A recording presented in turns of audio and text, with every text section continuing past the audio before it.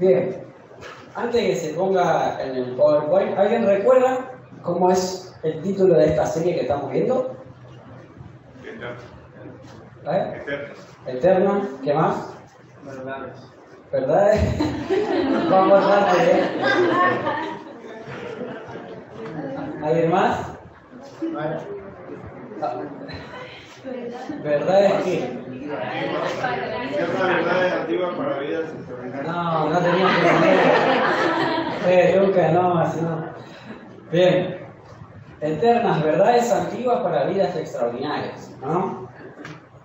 Hemos visto en estos dos capítulos anteriores cómo también qué es lo que Dios quiere para nuestra vida, ¿no? Si bien hemos visto un poco a quién va dirigida la carta o qué grupo de personas estaban en este tiempo, ¿no?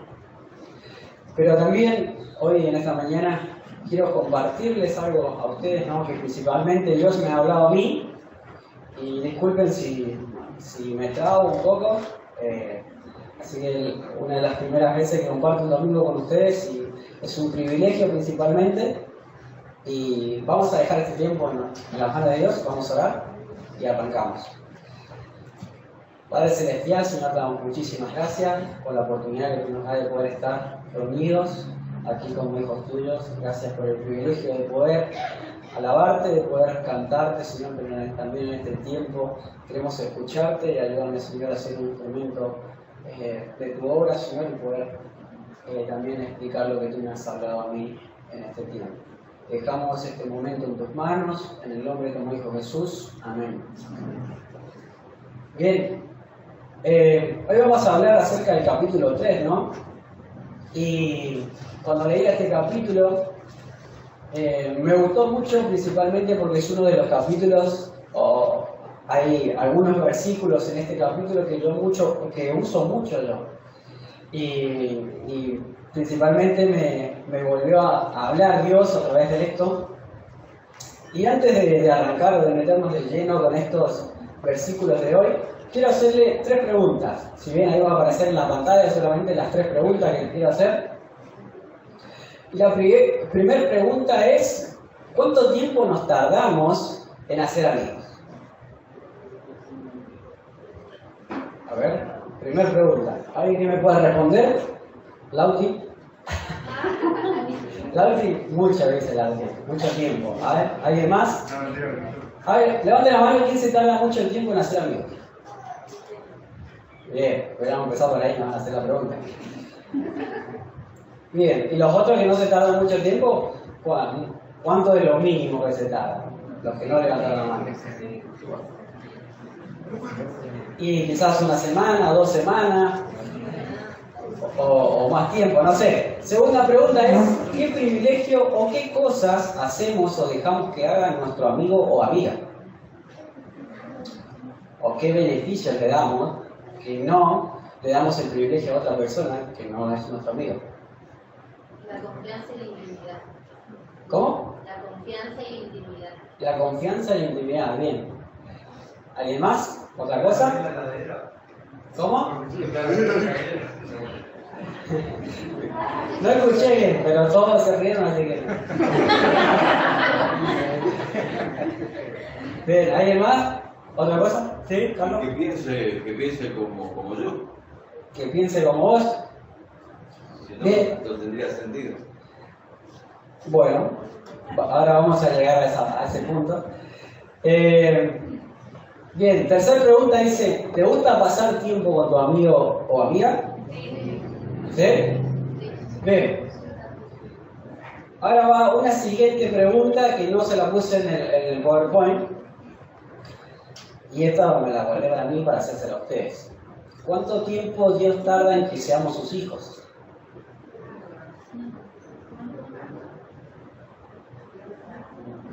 Bien, y ahí le dejo la pregunta y ahora vamos a responder esto, ¿sí? Versículo 1 del capítulo 3 dice: mirad cuál amor nos ha dado el Padre para que seamos llamados hijos de Dios. Por esto el mundo no nos conoce, porque no le conoció a Él. Amados, ahora somos hijos de Dios y aún no se ha manifestado lo que hemos de ser. Pero sabemos que cuando Él se manifieste seremos semejantes a Él, porque le veremos tal como Él es. Y todo el que tiene esta esperanza en Él, se purifica a sí mismo, así como Él es puro. Vamos a detenernos ahí un poquito. Y estos 3 versículos, a modo de introducción,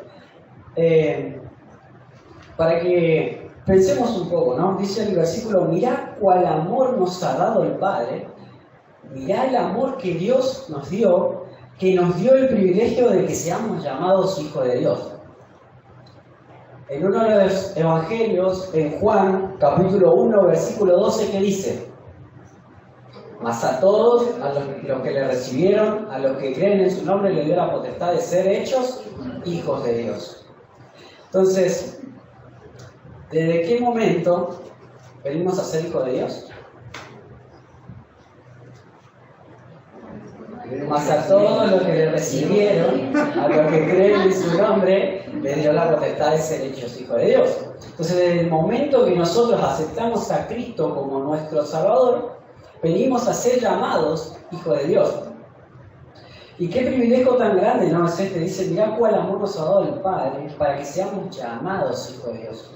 No es lo mismo decir, a veces nosotros nos ponemos a mirar o vemos a familias y decimos: me encantaría tener el apellido de tal familia.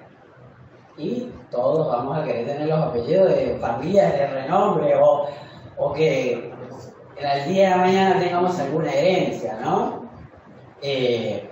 Como, no sé, puede ser Rodrigo Messi. Ojalá, ¿no? Messi o tener la calidad como él juega, ¿no? Pero si bien todos en algún momento hemos pensado de esta manera y queríamos decir: ojalá tuviera lo que tal persona tiene, ¿no? Y cuando pensamos en el amor de Dios y en el ser llamados hijos de Dios, no nos damos cuenta o no dimensionamos que ser hijo de Dios va más allá de lo que el mundo ofrece, va mucho más allá de los apellidos grandes que conocemos. Y cuando pensamos en el amor de Dios, muchas veces nos quedamos en que, bueno, Dios envió a su Hijo a morir en la cruz, me salvó y listo. No es así. Si bien ese es algo muy importante, ¿no? Porque alguien tenía que pagar el precio de nuestro pecado. Dice Romanos 3:3: por cuando todos pecaron, estando destituidos de la gloria de Dios, no solo que estábamos separados, sino también que la paga de mi pecado, versículos más adelante, la paga de mi pecado es muerte. Entonces, ¿qué quiere decir esto?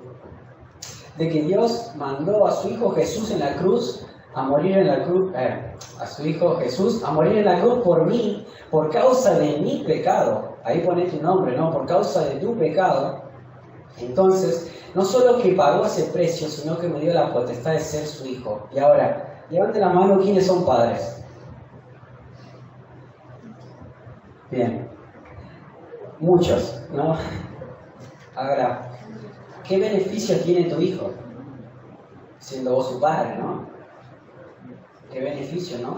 Y puede tener muchísimo más beneficio que quizás un amigo tuyo. Ahora, no solo que Dios nos dio, nos otorgó lo que es ser su hijo, sino también que nos dio los beneficios de ser su hijo. Todos sabemos de que Dios ya tiene una casa preparada para nosotros. Muchas veces decimos: Señor, pero ¿no puede dar una partecita acá en la tierra? Entonces, ¿qué privilegios tenemos al ser hijo de Dios, no? Versículo 2 dice: amado, ahora somos hijos de Dios y aún no se ha manifestado lo que hemos de ser. Entonces, nos da una esperanza de que hay algo más de lo que estamos viviendo, hay algo más que nos espera y que Dios tiene guardado para cada uno de nosotros. ¿Y cuándo será ese momento? Dice: pero sabemos que cuando Él se manifieste seremos semejantes a Él, porque le veremos tal como Él es, y todo aquel que tiene esta esperanza en Él se purifica a sí mismo, así como Él es puro. Hay algo que me llama la atención, dice: el que tiene esta esperanza de que algún día va a estar con Cristo en gloria, ¿no? Se purifica, así como Él se purifica, No, así como Él es puro, ¿no? Los que debemos purificarnos somos nosotros. Para Él, Dios es santo y no necesita purificarse porque Él es puro. Entonces, dice, se purifica a sí mismo, así como Él es puro.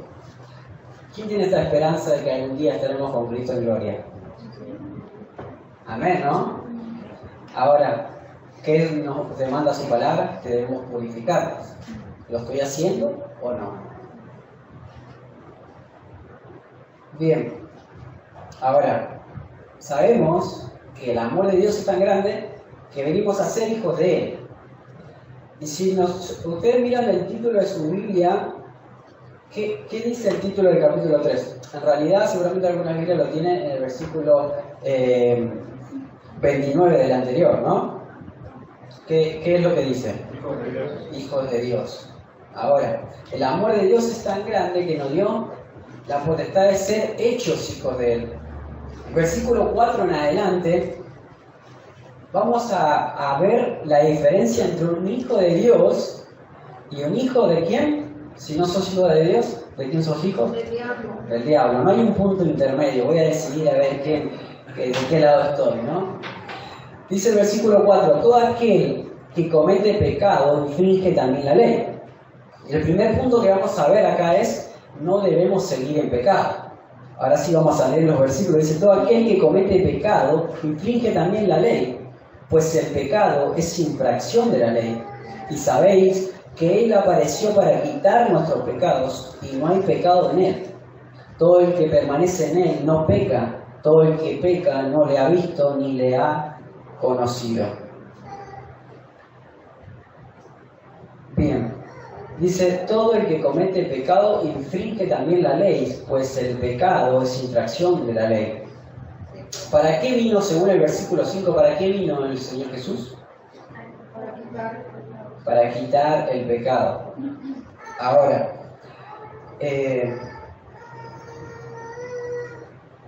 muchas veces, como dice este versículo, dice, todo aquel que comete pecado infringe también la ley.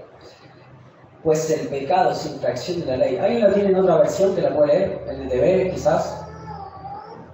Creo que el Panchi la tiene, no sé si el Panchi llega. ¿Pablito? ¿La tenés? ¿En otra versión? ¿Alguien? ¿Hay alguien? ¿El 5? 5. Perdón, 4. Todo el que peca viola la ley de Dios, porque todo pecado va en contra de la ley de Dios. Bien, me gusta esa versión porque dice todo el que peca viola la ley, ¿no? Bien, pecar, o en otras palabras, dice, ¿cómo? Desobedecer, ¿no? Es poner, en otras palabras, la propia voluntad por encima de la voluntad de Dios. Es como una oposición hacia la persona misma de Dios. El pecar, encima cuando pecamos, es algo voluntario que hacemos. Pecar es poner mi propia voluntad contra la voluntad de Dios.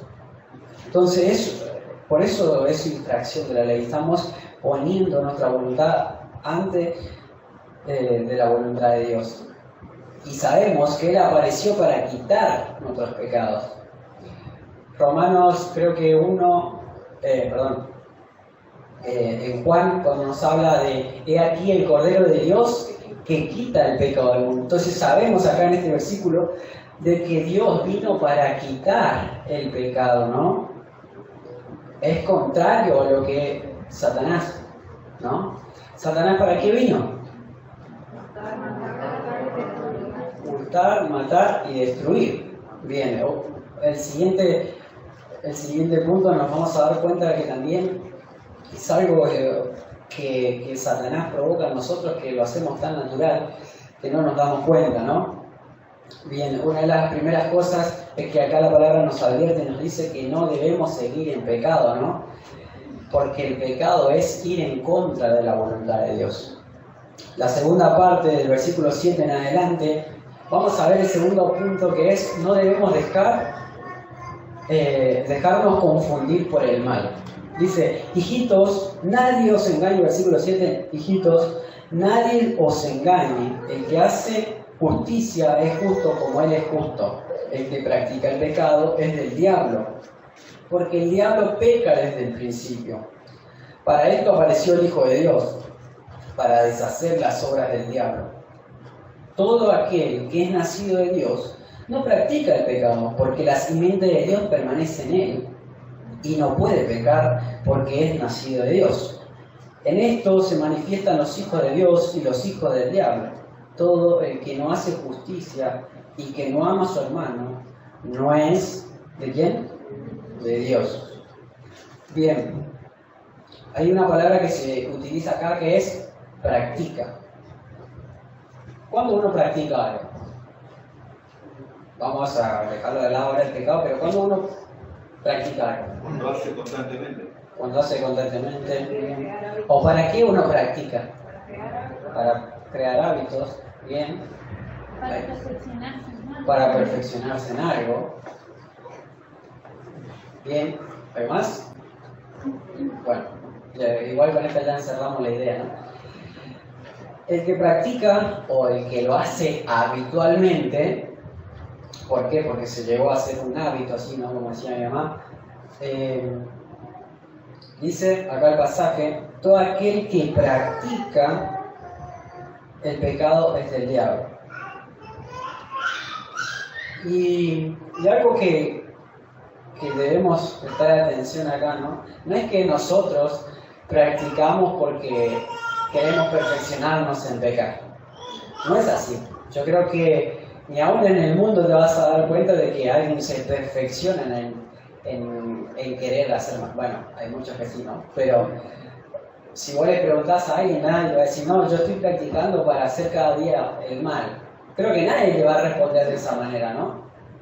Acá, cuando habla de que practica o que es habitual, quiere hacer referencia a que lo hacemos tan constantemente que hemos perdido la sensibilidad o que no nos damos cuenta cuánto mal tenemos porque es algo normal en nuestra vida. Llega a tal punto de que a lo bueno le llamamos malo y a lo malo bueno. Y eso lo dice su palabra, ¿no? Entonces, el pecado es tan dañino que causa división en la iglesia también. El pecado es tan dañino, el pecado nos consume a tal punto de que causamos divisiones. ¿Por qué? Porque, como hemos visto anteriormente, queremos hacer nuestra voluntad o ponemos nuestra voluntad antes que la de Dios, ¿no?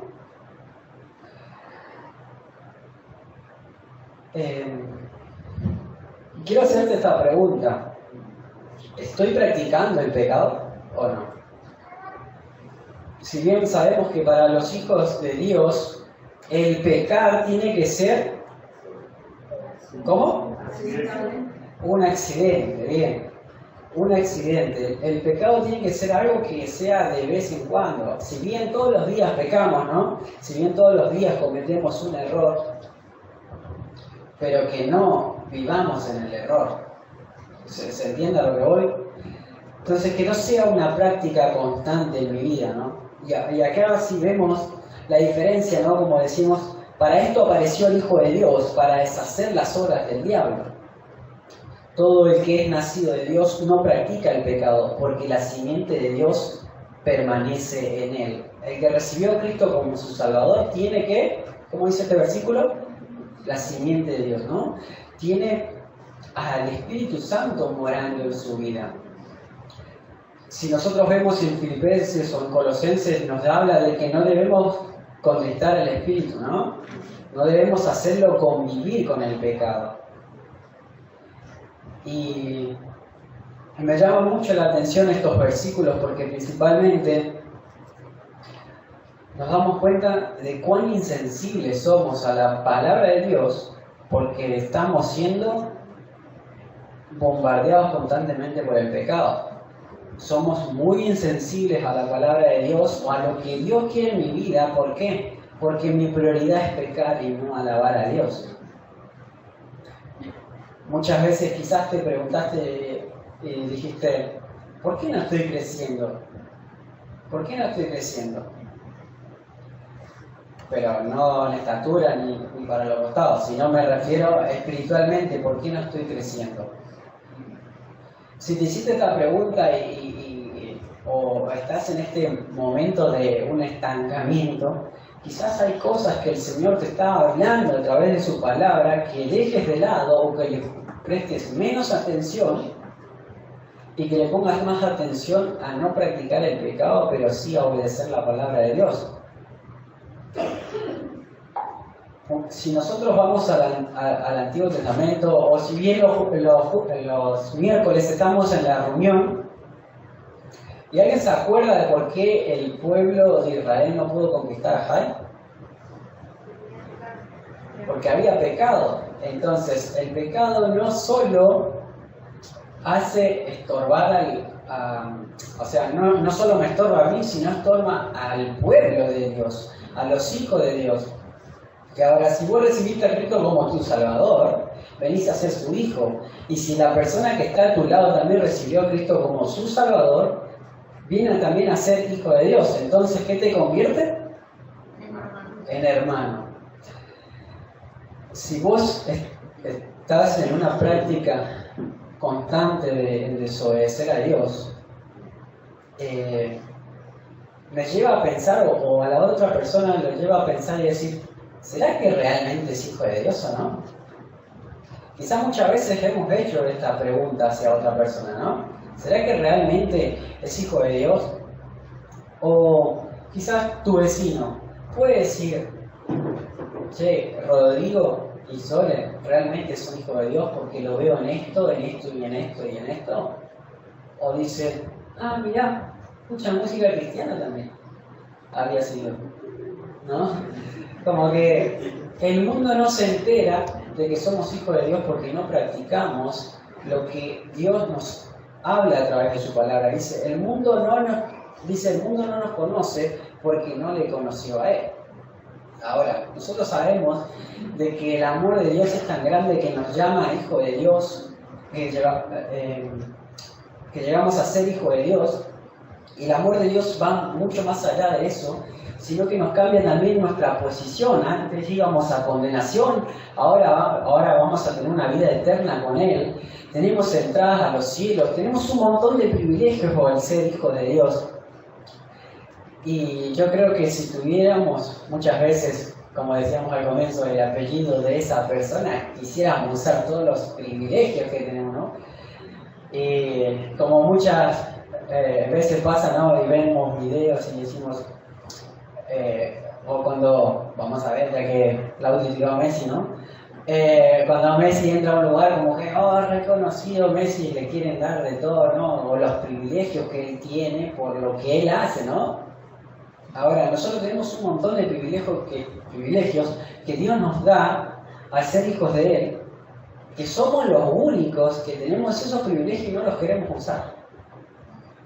Y es algo triste porque tenemos grandes promesas de Dios que tenemos miedo de pedírselas porque decimos, no, tan bueno va a ser Dios que nos va a dar todas las cosas.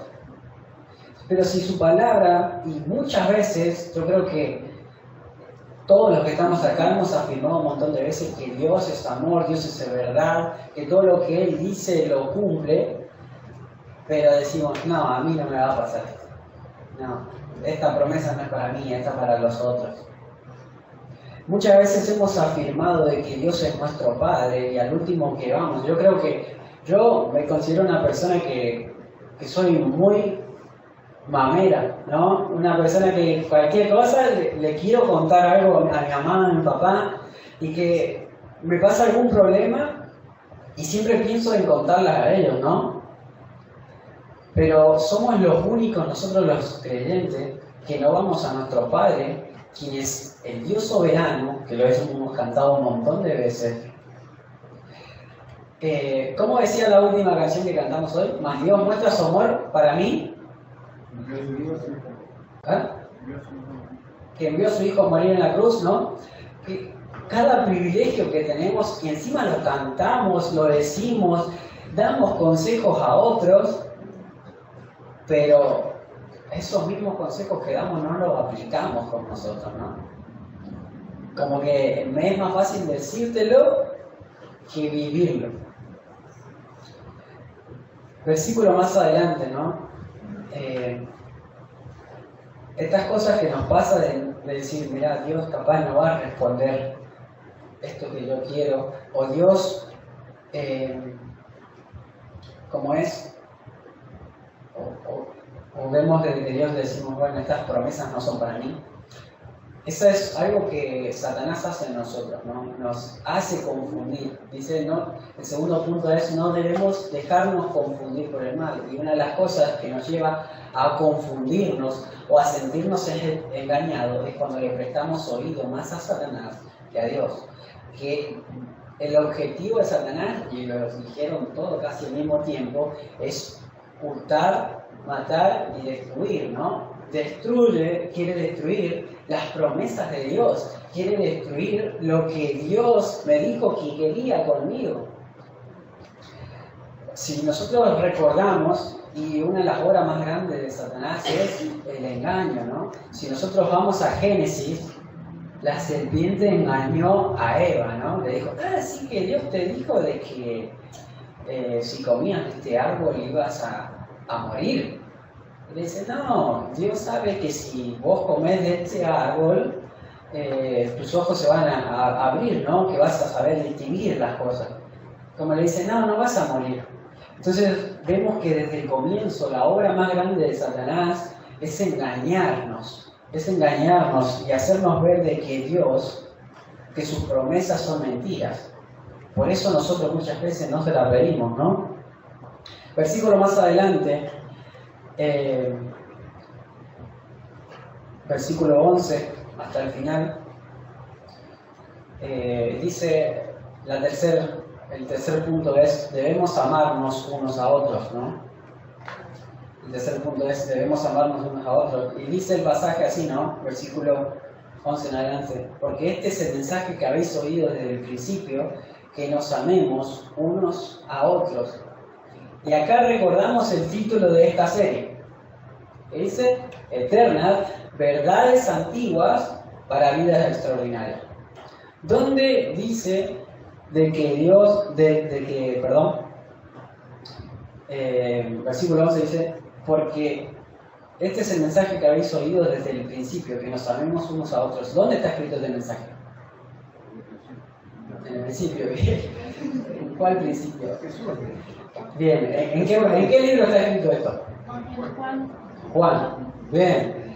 Pero en Génesis, en Éxodo, capítulo 20, cuando habla de los mandamientos, ¿cuál es el segundo mandamiento? Como a ti mismo, amarás a tu prójimo como a ti mismo, ¿no? El primero es, amarás al Señor tu Dios con todo tu corazón, con toda tu mente y con toda tu alma. Y el segundo es semejante, amarás a tu prójimo como a ti mismo. Y este es el mandamiento que hemos oído desde el principio. Dice que nos amemos unos a otros.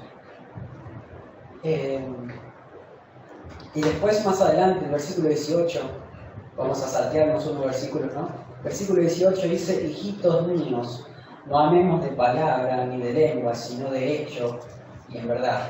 Y este es el versículo que más uso, que más es el que cada vez que doy un consejo o algo, menciono mucho este versículo y Dios me habló nuevamente en este tiempo acerca de este versículo, acerca de este pasaje, y me llevó a hacerme esta pregunta.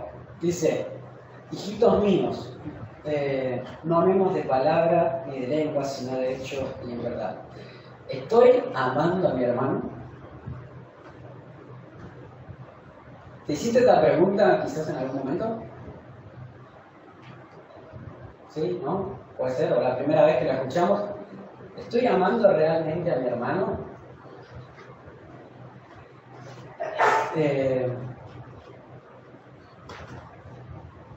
Si nosotros vemos, dice acá, amarás a tu prójimo como a ti mismo.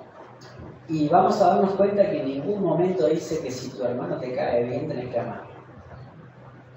Que si tu hermano hizo algo por vos, que debo amarlo.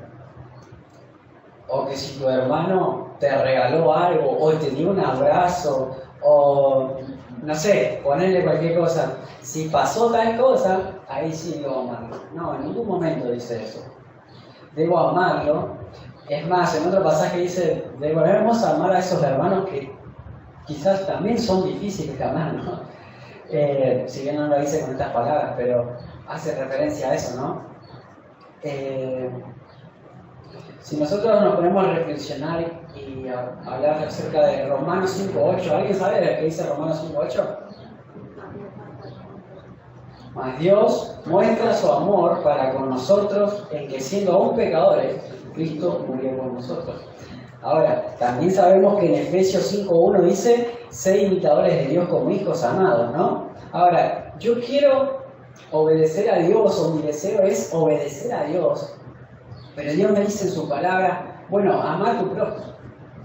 No, Señor, yo quiero obedecerte con todo lo que vos me pidas, pero no me pidas esto, por favor. Como que, o sea, ¿querés obedecerme o no me querés obedecer, no? Este versículo es una de las cosas que más me gusta y me lleva a pensar. Una, en esa pregunta que hice recién, ¿estoy amando a mi hermano? Y la segunda pregunta es, ¿estoy demostrando que estoy amando a mi hermano? ¿O esa persona se está dando cuenta, o mi hermano se está dando cuenta de que lo amo? Parecen preguntas sin respuesta, ¿no? Porque muchas veces nosotros decimos, te amo, te quiero, pero no te lo estoy demostrando. Y me llevó creo que no le pregunté a Sole, pero preguntarle vos a esa persona que vos querés o que vos amás, hacer esta pregunta. ¿Te gustaría que yo te diga te amo, pero no me importa lo que haces o no quiero hacer nada para vos? Ahora, si alguien te dice así, ¿qué responderías? No, ¿Por qué? porque quieres acciones. Bien, ¿qué acciones? ¿Por qué queremos acciones? Porque el amor es acción. Porque el amor es acción. Dios me dijo, Dios nos dice en su palabra, que me dijo a mí solamente, ¿no? Dios me dijo en su palabra, ¿no? Te amo y he entregado mi vida para que vos seas salvo. O sea que mi amor no va en solo palabras, sino en hechos y en verdad. Te amo a tal punto o de tal manera me amó Dios que envió a su Hijo en la cruz a morir por mí y por vos. Entonces el Señor nos pide principalmente de que amemos no solo de palabras, sino en hechos y en verdad. ¿Y por qué Dios nos demanda eso? Porque Él nos mostró con su claro ejemplo. Juan 3:16, un versículo que lo conocemos todo en memoria y que lo acabo de decir, ¿no? Pero parece que ese versículo o eso no es solamente para Dios, o que Dios solamente puede amar y llevarlo a la acción. No, el amor, como muchas veces lo sabemos, es una decisión. Yo decido amar a alguien. Y acá Dios nos demanda a través de su palabra, y me llama mucho la atención y me gusta esta palabra que dice, hijitos míos, no amemos.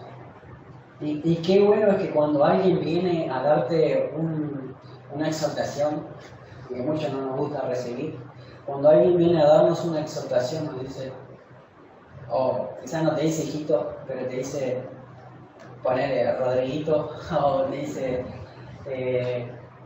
no sé, hermanito, como diciendo, mira, yo quiero lo mejor para vos. Y acá Juan nos está hablando como un padre o un hijo. Hijitos míos, demostremos que realmente estamos amando. Demostremos que realmente Dios está en nosotros. No mostremos, o sea, no si realmente somos hijos de Dios, bueno, demostremos de que estamos amando al hermano. Y para ir terminando con este último punto, ¿no?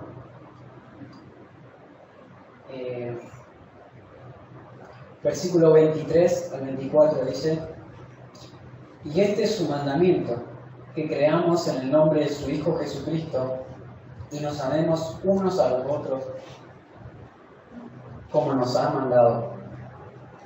¿Alguien puede terminar el versículo 24? Y el que guarda sus mandamientos permanece en Dios y Dios en él, y esto sabemos que Él permanece en nosotros por el Espíritu que nos ha dado. Bien. Si bien el tema central de este capítulo es que debemos amar al hermano, ¿no? Y que es la verdad o la verdad antigua que nos hace tener una vida extraordinaria, o el mandamiento antiguo que nos hace tener una vida extraordinaria, es no solo el conocer su mandamiento, sino el ponerlo en práctica. Y este es uno de los pasajes que Dios me ha hablado en este tiempo y me lleva a evaluarme a mí, a hacerme esta pregunta que me la hice un montón de veces en esta semana, y que muchas veces se nos hace más fácil amar a la persona que está lejos, porque no tengo que hacer nada por esa persona, que a la persona que está al lado mío. Y a poner un ejemplo, que seamos nosotros de ejemplo para las personas de afuera.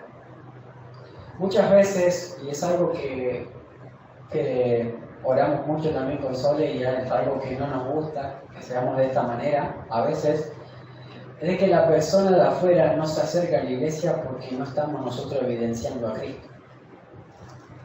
A veces decimos: ¿por qué no puedo ganar a mi compañero de trabajo? ¿Por qué no puedo ganar quizás a mis jefes o a la persona que está allá afuera? ¿Por qué no puedo ganar a esa persona para que por lo menos tenga una chance de venir a la iglesia? Y quizás muchas veces hemos escuchado: no, porque los cristianos son esto, porque los cristianos son lo otro, porque esto, lo otro. Y eso nos da un claro ejemplo de que el problema somos nosotros, que no estamos evidenciando el amor de Dios, no estamos evidenciando de que somos hijos de Dios. Al comienzo hemos visto de que venimos a ser llamados hijos de Dios, y si nosotros vemos en 2 Corintios nos habla de que somos embajadores de Cristo. Y muchas veces he mencionado este versículo y lo he compartido con ustedes. Entonces nosotros somos representantes de Cristo. Y en esta semana o la semana pasada me usé este versículo, no sé con quién era, pero usé este versículo como diciendo: no nos damos cuenta que al actuar en nuestra vida es como decir, es Dios mismo hablando. A veces Dios habla a través de nosotros. Como dice, somos embajadores de Cristo, o en otras palabras, con otros, creo que en el mismo pasaje más adelante dice como si Dios rogase por medio de nosotros, ¿no? No sé, ahora que me acuerdo. Pero nosotros estamos representando a Cristo con nuestra vida. Yo muchas veces me evalúo, digo, ¿por qué la persona no se acerca a Cristo? ¿Por qué la persona no quiere escuchar de Dios? Porque conoce tantas historias de personas que son llamadas hijos de Dios, que su vida evidencian que son hijos del diablo. Y es feo y es chocante y es duro escuchar esto, pero muchas veces me lleva a evaluarme y decir: Señor, ¿yo estoy amando a mi hermano? ¿Estoy amando a esa persona que, si bien no te conoce, pero estoy dando ese ejemplo que tú me diste a mí en la cruz? Quiero obedecerte, pero hasta ahí nomás, no me pidas otra cosa, o sea, en lo mínimo. Y en un momento también compartí, ¿no? De que si es posible, queremos lo mínimo para el Señor, ¿no? Y se acuerdan el ejemplo de no lavar la ropa, de no... Bueno, no me acuerdo bien qué era, pero todos me dijeron, ¿qué pasó? Y después le preguntaron a Sole. Y sí, hay muchas cosas que me cuesta hacer, ¿no? Pero queremos hacer para Dios lo mínimo, ¿no? Cuando realmente queremos recibir el máximo de parte de Dios. Y en esta semana estuve leyendo, ya este sí es un versículo para terminar,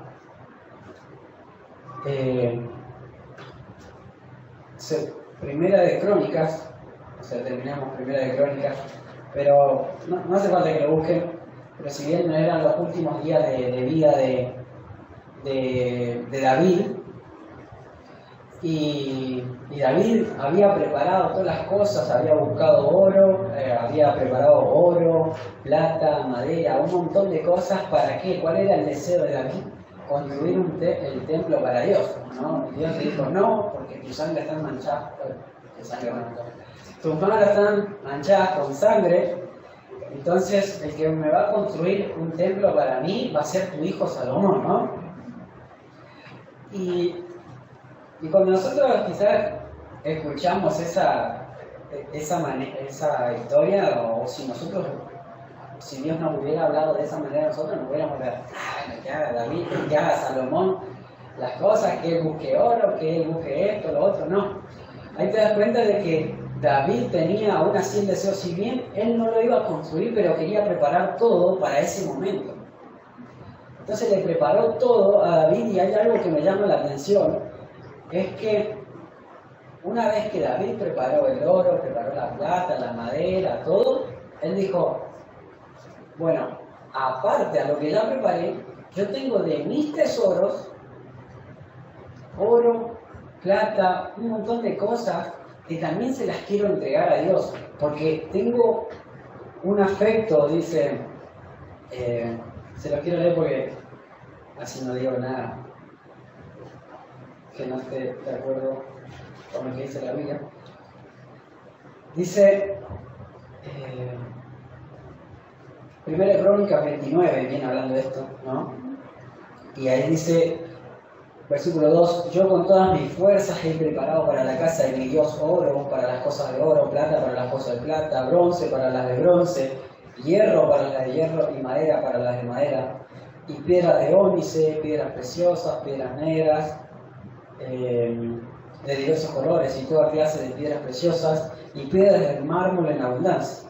Además de esto, por cuanto tengo mi afecto en la casa de mi Dios, yo guardo en mi tesoro particular oro y plata, que además de todas las cosas que he preparado para la casa del santuario, he dado para la casa de mi Dios. Además de todo lo que he preparado, tengo algo en especial, o de mis tesoros, que lo quiero entregar también a Dios. Y ahí empieza a nombrar todas las cosas que él iba a entregar de su tesoro, de lo que él tenía, ¿no?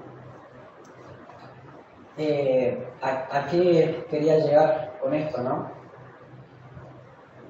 David amaba a Dios. David no solo que la amaba, sino que quería construirle la casa. Y a tal punto era el amor de David hacia Dios, que él no solo que preparó todo, sino que dio desde sus tesoros personales, ¿no? Y ahí te das cuenta que el amor no fue solo con palabras, Dios te amo, de David, sino que fue en hechos también. Bueno, no te puedo construir la casa, te voy a preparar todo para la casa.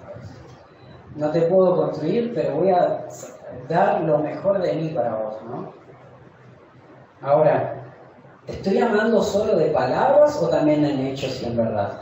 Y esta es la pregunta que quiero que nos llevemos hoy. Y esto ya para terminar, estas son las dos preguntas. ¿Estoy amando solo con palabras o los estoy también reflejando con mis hechos?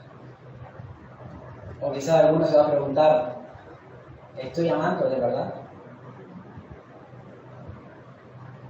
Que demostremos con nuestra vida de que estamos amando a Dios. Si realmente somos hijos de Dios, como dice el pasaje, debemos amar a los hermanos, los unos por los otros, ¿no? Debemos amarnos unos a otros, si realmente estoy amando a Dios. El mandamiento sigue siendo claro, aunque sea antiguo, sigue siendo claro. Primero, amar al Señor tu Dios con todo tu corazón, con toda tu mente y con toda tu alma. Y el segundo, también es clarísimo. Amarás a tu prójimo como a ti mismo. El mandamiento es muy antiguo, pero que si lo ponemos en práctica vamos a tener una vida extraordinaria. Padre Celestial, Señor, damos muchísimas gracias por este momento que hemos podido leer tu palabra, que hemos podido también ver qué es lo que tú tienes para nosotros, Señor.